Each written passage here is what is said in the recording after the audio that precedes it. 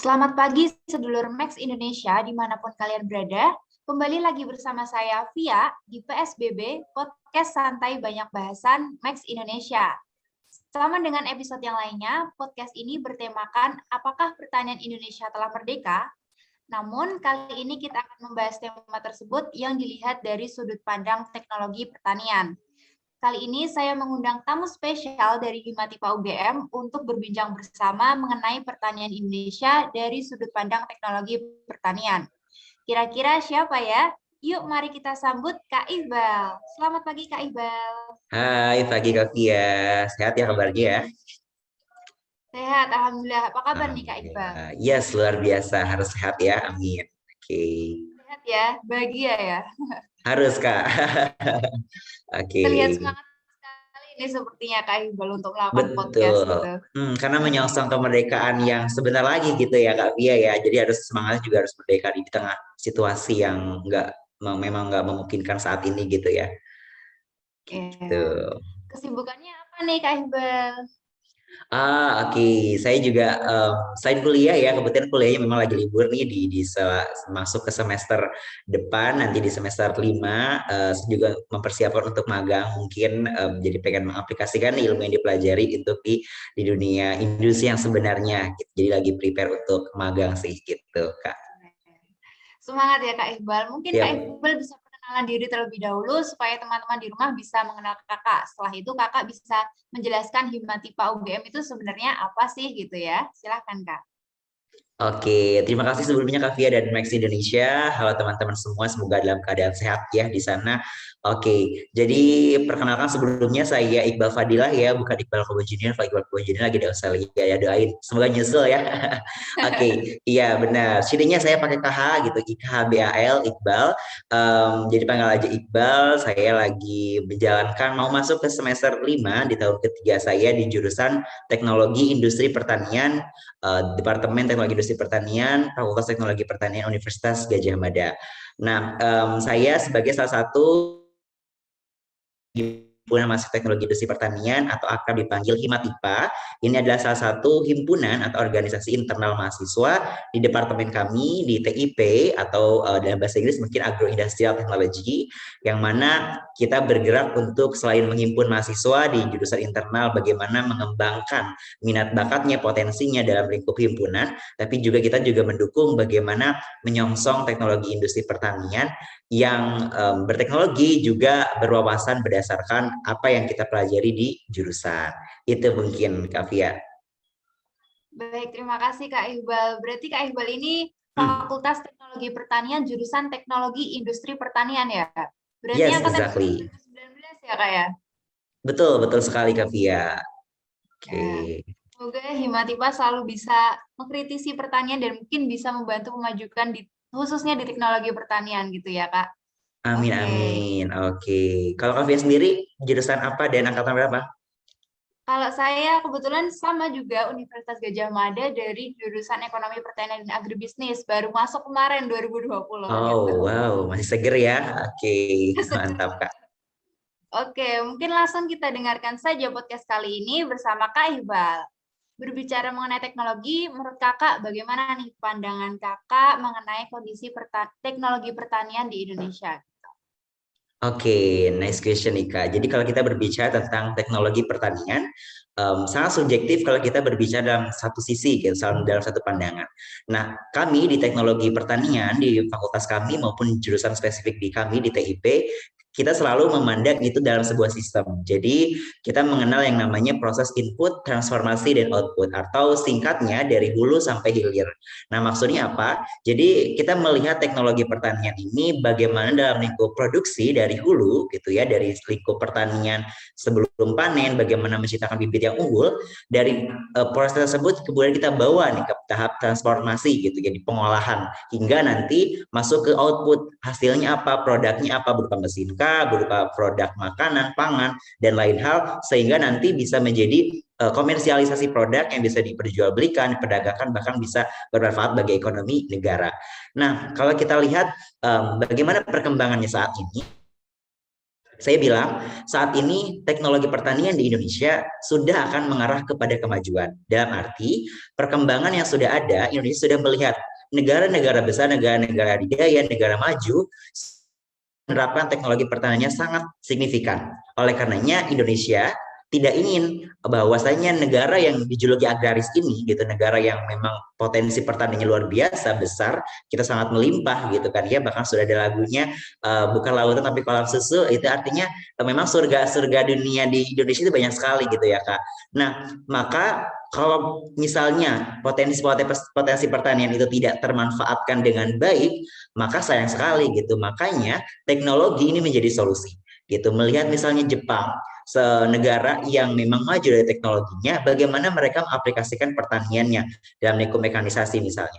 Maka Indonesia akan sana. Kita tidak meniru karena mungkin berbeda dengan geografis, berbeda dengan memang sumber dayanya, tapi kita mengadaptasi dan kita memodifikasi. Bagaimana hal itu diterapkan di Indonesia. Dan kita bisa lihat tadi dari segi inputnya, dari segi pertaniannya, di sini Kementerian Pertanian sangat menyongsong, mendukung sekali penuh bagaimana Indonesia, ayo kita terapkan teknologi, kita terapkan hal-hal yang bisa mendukung pertanian memang dari lingkup untuk bagaimana menciptakan bibit yang unggul gitu, bibit yang unggul, komoditas yang unggul. Misalnya program-program untuk pemberian distribusi alat-alat pertanian, mekanisasi. Kemudian sekarang sudah ada misalnya drone, kemudian misalnya ada bagaimana traktor yang otomatis, yang itu memang teknologi-teknologi yang sedang Kementerian Pertanian distribusikan untuk menciptakan tadi hal yang diinput ini biar produksinya bagus gitu, yang biar mana menguntungkan petani. Lalu dalam segi transformasi ini menjadi hal kunci. Kita di TIP ini sangat mempelajari bagaimana produk pertanian itu tidak hanya produk mentah yang dijual. Karena kalau kita bisa lihat, ya Kak ya, dari segi impor dan ekspor, sebenarnya ekspor Indonesia itu meningkat 50% dari tahun 2020 sampai 2021 kalau kita lihat dari data BPS, ya, yang mana itu sangat naik ya di sektor pertanian dan pengolahan. Cuman sayangnya memang dari sektor pertanian itu hanya sekitar 1,7% kalau kita bisa lihat. Nah, yang lebih besar itu adalah dominasi di sektor pengolahan. Nah, bagaimana justru sektor pertanian ini masuk ke dalam sektor pengolahan. Jadi yang kita kirim misalnya dari Indonesia ke Cina, karena Cina sekarang lagi mendominasi ekspor Indonesia, maka yang dikirim ini bukan hanya mentahnya. Misal kalau dari segi singkong, bukan singkong mentahnya, tapi bagaimana dari singkong kita bisa kirim jadi singkong yang berbagai macam dengan kemasan yang bagus, keripik yang mana itu jadi bernilai tambah. Gitu. Nah, ini yang sedang digalakkan oleh pemerintah, bagaimana industrialisasi itu terjadi. Gitu. Dengan teknologi tadi yang dicanangkan oleh Kementerian Pertanian. Dan terakhir di outputnya, Kementerian Perdagangan, Kementerian Luar Negeri bersikeras juga sedang untuk mendukung ekspor Indonesia lebih baik lagi, bagaimana produk-produk lokal itu berjaya di lokal, tapi juga berjaya di luar negeri. Jadi kalau saya bisa katakan, perkembangannya memang sudah sangat lebih baik daripada sebelumnya, tapi juga banyak yang masih dikembangkan dan kita dukung dengan stakeholder-stakeholder yang terkait dari input sampai output itu tadi. Begitu Kak Fia. Baik, terima kasih atas jawabannya, sangat bagus, sangat lengkap sekali. Jadi sebenarnya kementerian kita itu sudah sangat mendukung teknologi kita gitu ya. Jadi ya, dipandang sudah merdeka atau belum itu subjektif ya Kak sebenarnya ya Kak. Exactly, betul. Berbicara mengenai teknologi yang tadi Kak Iqbal bicarakan, itu sebenarnya teknologi seperti apa yang diharapkan dapat meningkatkan efektivitas kegiatan pertanian begitu? Iya, betul. Jadi sekali lagi mungkin saya tekankan kita akan menyongsong kemerdekaan teknologi pertanian di Indonesia. Tinggal tadi bagaimana sumber dayanya, bagaimana stakeholdernya, begitu ya Kak, untuk memajukan teknologi pertanian di Indonesia agar benar-benar merdeka seutuhnya, begitu. Karena memang semangat merdeka itu sudah ada nih sekarang dengan kemajuan di Indonesia, gitu, yang didukung sumber dayanya. Lalu seperti apa sebenarnya teknologi yang cocok diterapkan di Indonesia? Nah, kita bisa lihat dari segi dua hal. Pertama ada dari segi sumber dayanya. Sebenarnya sumber daya di Indonesia mampu dan siap tidak untuk menerapkan teknologi tersebut. Karena kuncinya ada di sumber daya. Misalnya kita lihat dari segi input, dari segi hulunya adalah para petani, para nelayan misalnya, atau para peternak misalnya. Karena kita kaitkan juga pertanian ini dari segi hayati, peternakan juga perkebunan, pertanian. Nah, apakah petani-petani di Indonesia, nelayan di Indonesia, ataupun misalnya pekebun atau peternak siap dengan teknologi teknologinya, gitu ya. Maka memang teknologi yang cocok di Indonesia adalah teknologi yang memang tepat guna, efisien, dan efektif kalau memang bisa disesuaikan dengan apa yang menjadi kebutuhan. Jadi kalau istilah ekonominya ada need sama wants-nya. Kita memang butuh teknologi yang benar-benar sederhana, tapi sederhana tersebut mampu membantu produktivitas petani di Indonesia. Misalkan katakan saja kalau kita misalkan ada traktor yang memang otomatis. Nah, traktor otomatis ini tentu dengan misalnya sekarang ada IoT, Internet of Things, yang memang itu sudah 4.0. Nah, sebenarnya PR-nya adalah bukan dari teknologi itu sendiri, karena yang teknologi memang diciptakan untuk membantu proses kerja kita ya, Kavia ya. Jadi yang menjadi hal PR-nya adalah bagaimana penggunaan teknologi tersebut memang tepat guna dan tepat sasaran di petani tersebut. Jadi yang perlu kita tekankan adalah penggunaan tersebut perlu didukung dengan sosialisasi misalnya, ataupun dengan bagaimana dengan peran-peran orang-orang muda yang tahu nih, kayak kita Kavia, saya dan teman-teman mungkin di rumah ini, untuk yang misalnya nih udah modernisasi atau sudah akrab dengan teknologi, menularkan gitu ya technologible atau five vibes teknologi ini ke para petani itu gitu, karena kebiasaan itu akan menular gitu dari orang ke orang, karena itu sifat-sifat orang Indonesia itu laten gitu, dalam arti akan menular juga kalau misalkan kita terus mengungkapkannya terus menerus gitu. Jadi teknologi yang memang tepat sasaran, tepat guna, didukung dengan sosialisasi itu sendiri, terutama kita generasi muda yang memang harus memajukan pertanian agar bisa menerapkan itu dari lingkup yang kecil tadi, dari petani hingga kepada konsumen. Ya, baik sekali atas jawabannya. Berarti di atas teknologi itu yang lebih penting adalah sektor sumber daya manusianya gitu ya, Kak. Nah, kalau berbicara mengenai SDM nih, apakah petani di Indonesia itu sudah memiliki pengetahuan yang memadai gitu tentang teknologi menurut Kakak? Ya, oke. Jadi kalau kita bisa lihat konteks zaman, petani sekarang sudah mulai tadi menyongsong kemajuannya, dan dalam arti mereka sudah melihat ada teknologi loh yang canggih sekarang. Misalnya di daerah saya, Kak ya, saya dari daerah Karawang, Jawa Barat. Jadi salah satu daerah yang memang potensi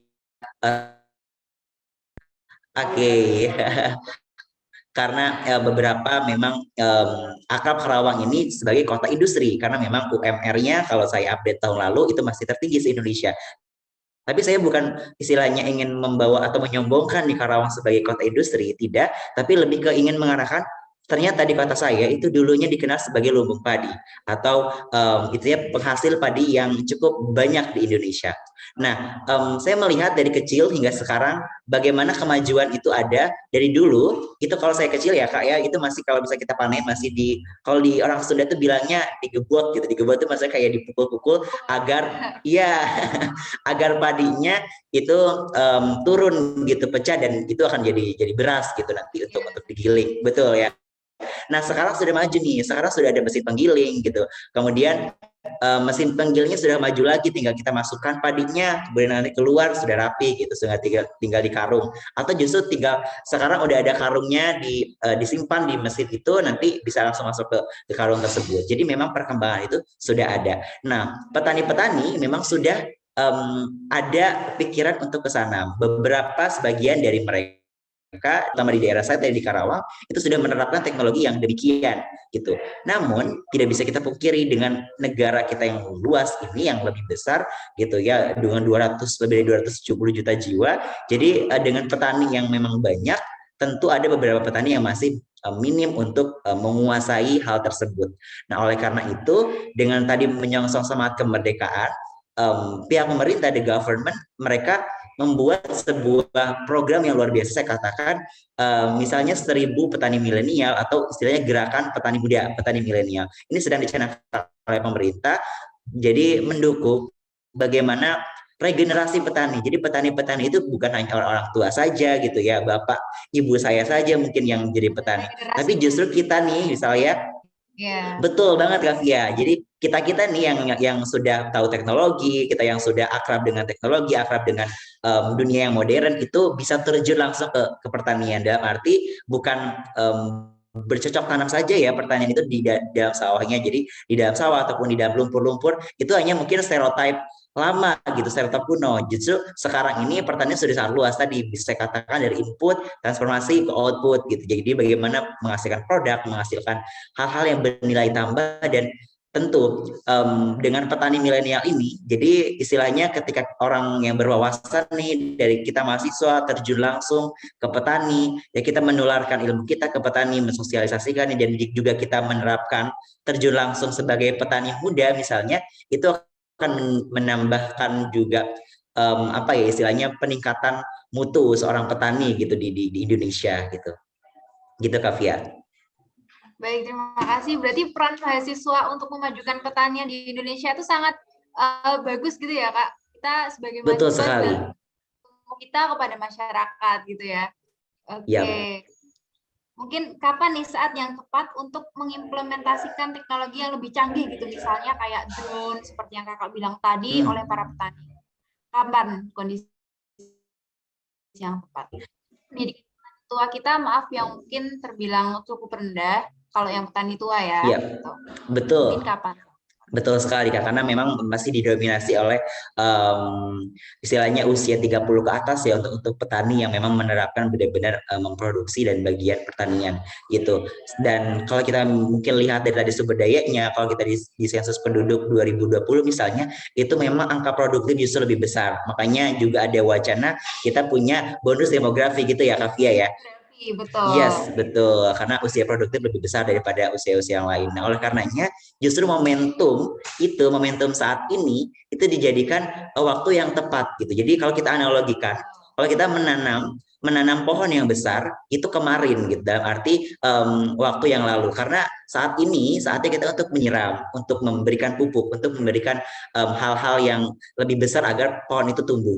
Nah, bagaimana untuk menerapkan teknologi itu? Kapan saat yang tiba? Kalau saya katakan dari lingkup pandangan mahasiswa, justru saat inilah yang tepat gitu ya, dengan momentum tadi, momentum bonus demografi, momentum misalnya sekarang teknologi yang semakin canggih, industri 4.0 yang mau masuk ke society 5.0, itu sudah harus memang menjadi momentum yang tepat. Karena kalau kita menunggu sampai kapan nanti, bisa sampai kayak kita harus menunggu deh kalau bisa ada bantuan nih dari luar negeri, teknologi yang canggih datang ke kita gitu, atau kita butuh dulu dana yang besar, terus kita baru negara membeli misalnya teknologi, saya rasa tidak akan maju lagi karena itu butuh proses memang ya Kak Fia ya. Tidak hanya instan tadi dari segi proses misalnya penggunaan teknologinya, bagaimana sosialisasi ke petani, bagaimana petani nanti menerapkan, dan bagaimana nanti mungkin suatu saat kita akan merdeka dalam arti memproduksi teknologi itu sendiri. Misalkan tadi Kak Fia katakan drone ya Kak ya. Jadi drone ini misalkan untuk jadi ada di Jawa Timur, Jawa Tengah, itu kita katakan semacam drone, tapi drone yang untuk memisahkan jarak-jarak di sawah gitu, jarak-jarak tanaman untuk dipadi. Betul. Kalau kita katakan namanya transplanter gitu ya. Nah, transplanter ini jadi alat bagus sekali yang mana ketika jarak-jarak padi gitu ya itu diukur, itu ternyata mampu meningkatkan produktivitas hasil panennya. Nah, tentu ini baru ada di sekelompok daerah saja gitu kan ya. Nah, tetapi sudah dimulai gitu, artinya kalau dimulai memang saat ini, mereka di daerah-daerah, petani-petani yang mungkin masih ada di daerah akan setidaknya mendengar dulu, melihat dulu, oh ternyata sudah ada teknologi yang memang itu berhasil diterapkan di Indonesia. Oleh karenanya ketika nanti ada kesempatan gitu ya, ada dukungan lebih, misalnya pemerintah memberikan subsidi, itu akan dimanfaatkan secara penuh oleh petani gitu. Jadi berkaitan dengan proses, makanya proses itu dimulai dari saat ini justru untuk mengandalkan momentum yang menggunakan teknologi lebih berkelanjutan. Betul, saya setuju sekali sih Kak. Waktu yang tepat itu sebenarnya ketika kita berani untuk memberikan fasilitas kepada para petani gitu ya. Karena kalau menunggu petani itu lihai, petani itu pandai, petani itu fasih menggunakan teknologi, ya bakal lama gitu ya. Jadi tergantung terkait lainnya, sebenarnya akan berani memberi fasilitas tersebut yang tentunya diahli untuk membimbing, mengajarkan tekniknya gitu ya kepada para petani. Yes, betul banget. Oke. Dan kalau saya boleh nambahkan ya Kak ya, Via ya. Jadi penting sekali karena kita berbicara tentang merdeka di teknologi pertanian. Di kami di teknologi industri pertanian ataupun mungkin ya di beberapa case study itu kami menerapkan yang namanya ada strategi pentahelix. Kita mempelajari strategi pentahelix. Artinya ini bentuk kerjasama dari semua pihak untuk serta-merta memajukan hal tertentu. Kalau kita kaitkan dengan teknologi pertanian, pentahelix ini betul ya. Jadi pentahelix strategi ini bisa diterapkan gitu ya Kak ya. Nah, bagaimana? Jadi pentahelix ini ada 5. Pertama dari segi akademisi. Jadi kita misalnya mahasiswa, bagaimana kita riset and development terkait pertanian di Indonesia, bagaimana teknologi ini efisien atau tidak, bagaimana untuk meningkatkan produktivitas di komoditas yang unggul, atau dari bahan pertanian kita olah, kita transform menjadi added value produk pertaniannya di dalam segi laboratorium, misalnya penelitian dan riset, itu dari segi akademisi, maka berperan penting di sini. Kemudian kedua adalah government, tadi pemerintah. Bagaimana pemerintah memberikan subsidi yang penuh misalnya kepada petani, bagaimana mensosialisasikannya, program-programnya tidak hanya dari skala kecil tapi justru membesar dan berkelanjutan begitu. Jadi mendukung dari segi petani hingga kita dari segi mahasiswa. Kemudian yang ketiga misalnya ada dari segi community atau masyarakatnya. Ini sangat penting. Jadi bagaimana masyarakat memang harus terbuka. Teman-teman semua mungkin yang di rumah harus memang terbuka untuk ternyata kita tuh selagi, kalau dari anak-anak pertanian mungkin pernah mendengar bahwa pertanian ini selagi masih ada orang dan orang itu hidup pasti butuh makan. Betul ya Kak Fia ya? Nah, kalau butuh makan tentu ada pertanian, makanya jangan tabu untuk membahas hal-hal pertanian begitu, karena mau tidak mau kita akrab dengan dunia pertanian gitu. Jadi peran masyarakat terbuka dengan teknologi, tidak acuh gitu ya, itu menjadi hal kunci. Kemudian juga ada dari segi industri, pihak-pihak industri sudah harus membuka bagaimana menerapkan industri-industrinya, memanfaatkan produk lokal, komunitas lokal untuk mendorong juga pertanian di Indonesia dari segi lokalnya. Terakhir adalah media. Jadi dari media ini bagaimana kita manfaatkan media sosial, media-media publikasi yang menyongsong dan misalnya mengkampanyekan gitu kan ya. Dan saya terima kasih banyak kepada Max Indonesia juga sudah mau nih untuk membahas hal ini, karena ini menarik gitu. Jadi teman-teman di rumah misal atau di seluruh manapun berada gitu, jadi tahu bahwasannya yuk sekarang ini sudah zamannya tidak lagi untuk kita bergantung pada orang lain, misalnya bergantung pada produk-produk yang memang impor, tapi justru kita masih bisa swasembada dengan upaya yang masih kita perlu jalankan. Kita dukung petani di Indonesia. Kalau misalnya sesimpel kita dari segi mahasiswa nih ada program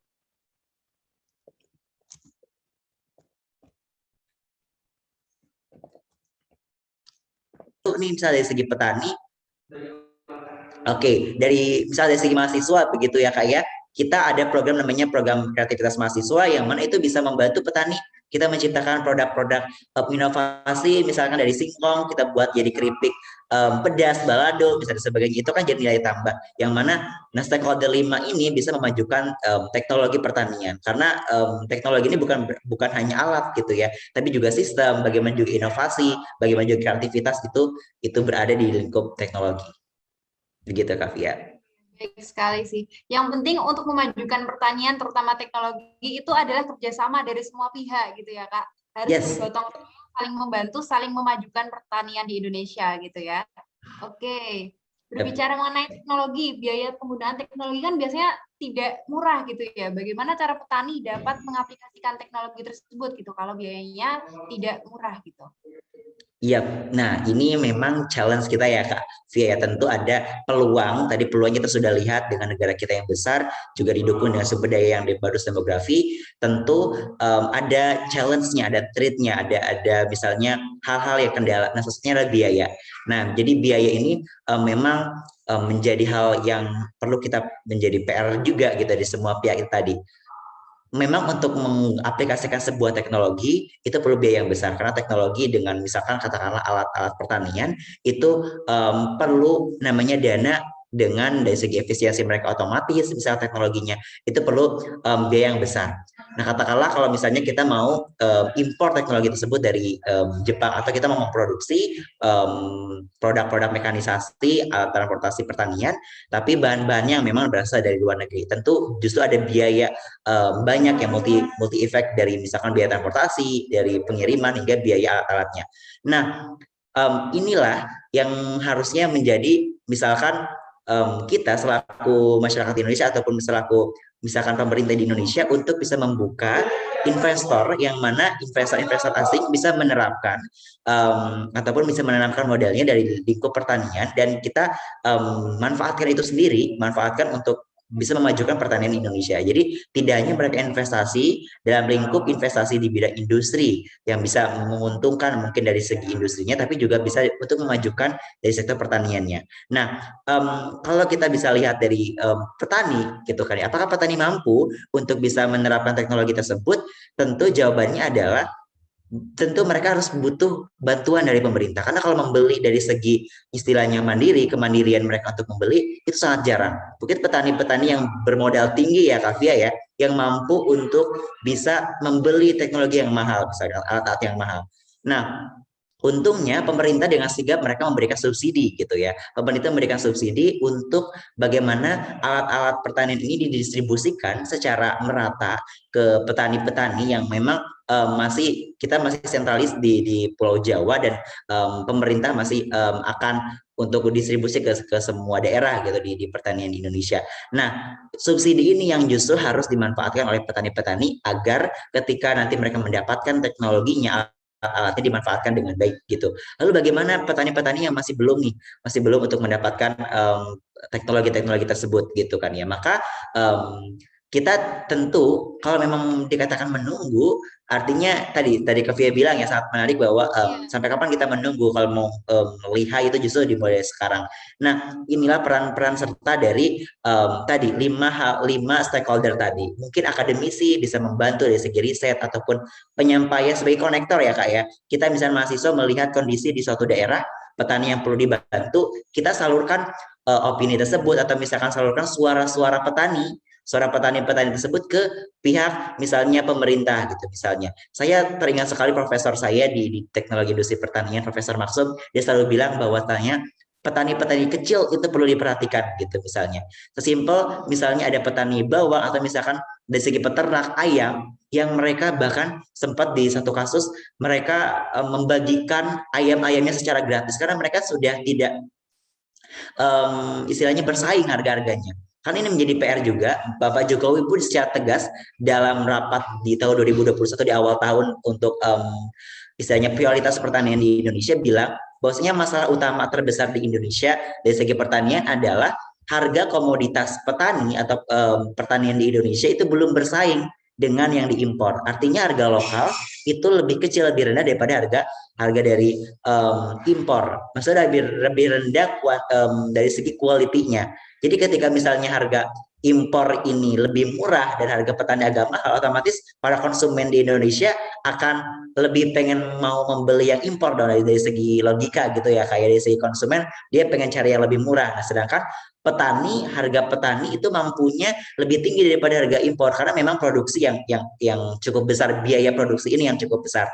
Oleh karenanya memang betul ya Kak ya. Ini juga peran serta tadi dari setiap stakeholder 5 tadi gitu ya. Itu perlu sekali untuk istilahnya dimajukan dan ditingkatkan gitu. Dari segi tadi misalnya pemerintah untuk bagaimana meningkatkan dari segi produksi lokal, produksi nasional. Kita punya swasembada gitu dengan proyek-proyek misalkan food estate, itu istilahnya memicu bahwasanya produksi dalam negeri harus lebih besar daripada produksi luar negeri agar tadi biaya produksi kita itu bisa terminimalisir, kita bisa lebih rendah gitu sehingga nanti kalaupun penggunaan teknologi itu bisa tercover oleh biaya tersebut gitu sehingga teknologi bisa kita aplikasikan dengan biaya yang kita usahakan seminimal mungkin ya, kalau biaya serendah mungkin gitu Kak Fia.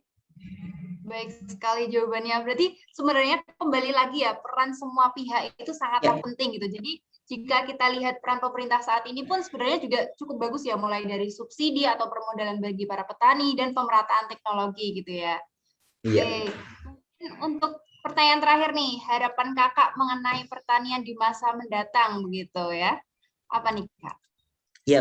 Harapan saya sebenarnya adalah dari tadi ya kayak kita memanfaatkan momentum bahwasanya sekarang ini generasi muda, generasi emas, generasi milenial, generasi Z ya kalau sekarang bilangnya anak-anak milenial Z gitu kan ya, sudah harus menyongsong kemerdekaan dari semua pihak, dari semua sisi gitu ya, termasuk pertanian di Indonesia gitu. Jadi harapannya generasi muda ini mampu untuk mendorong pertanian yang berkelanjutan di Indonesia. Karena potensi pertanian, saya bisa katakan mungkin itu tidak akan pernah berakhir selagi kita masih hidup di dunia ini, gitu. Karena kita masih bercengkrama dengan alam, kita masih bercengkrama dengan potensi-potensi Indonesia yang luar biasa dari surga dunia, gitu, insya Allah.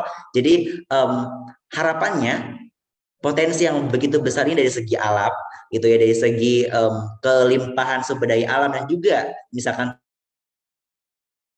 tadi tingginya potensi di sumber daya manusia, harapannya ke depan sektor pertanian di Indonesia menjadi sektor unggulan yang mampu mendongkrak Indonesia emas, harapannya ya, Indonesia maju yang menjadi cita-cita Bapak Presiden Jokowi, mungkin presiden-presiden pemimpin masa depan gitu. Harapannya mungkin teman-teman yang seusia saya atau usia Kavia atau generasi muda sekarang kelak akan menjadi pemimpin, insya Allah kita akan jadi pemimpin. Semoga tidak lupa bahwa saja kita berasal dari negara yang memang agraris, yang tentu butuh istilahnya pengembangan dari sektor pertanian, gitu ya. Kita masih banyak PR, gitu ya, masih banyak PR untuk mengembangkan sektor pertanian untuk bisa berkelanjutan dari segi teknologi, dari segi tadi misalnya modernisasi, komersialisasi dan sosialisasi para petani-petani. Jadi dimanfaatkan, harapannya tadi pertanian yang berkelanjutan, pertanian yang benar-benar merdeka secara keseluruhan. Jadi bukan merdeka hanya sebatas di kota-kota besar, di sentral-sentral produksi tertentu, tapi justru merdeka yang benar-benar kita terbebas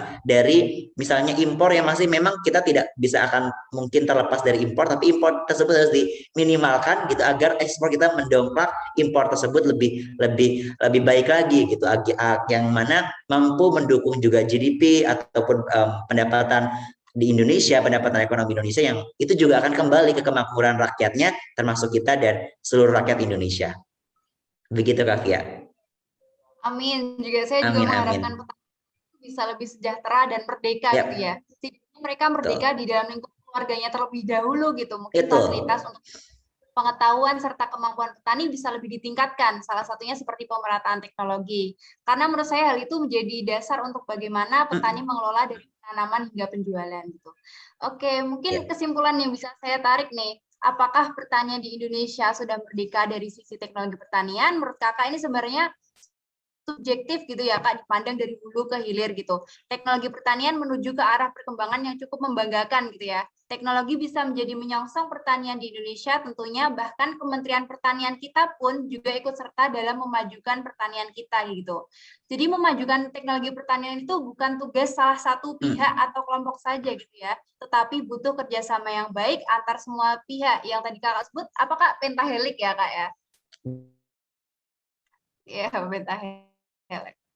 Oke. Mungkin ada yang ingin ditambahkan, Kak?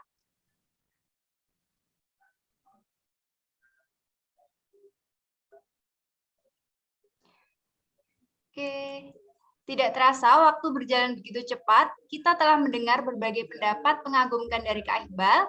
Terima kasih untuk teman-teman di rumah yang telah mendengarkan podcast dengan tema Apakah Pertanian di Indonesia Telah Merdeka? Dilihat dari sudut pandang teknologi pertanian dalam rangka menyambut Hari Kemerdekaan Indonesia ke-76. Terima kasih Kak Iqbal yang sudah berkenan hadir dan mengisi permasalahan teknologi pertanian di Indonesia. Semoga pertanian kita semakin maju ke depannya. Amin, ya, amin, Kak. Amin, amin, amin, amin. Oke, terima kasih banyak Kak Iqbal. Saya jadi bisa belajar banyak nih dengan Kakak. Semoga mahasiswa pertanian selalu bisa mengkritisi kondisi pertanian di Indonesia gitu ya, sebagai upaya memajukan sektor pertanian. Amin. Amin. Semoga terima kasih kembali Kak Fia. Selamat siang. Terima kasih. Siap, terima kasih kembali.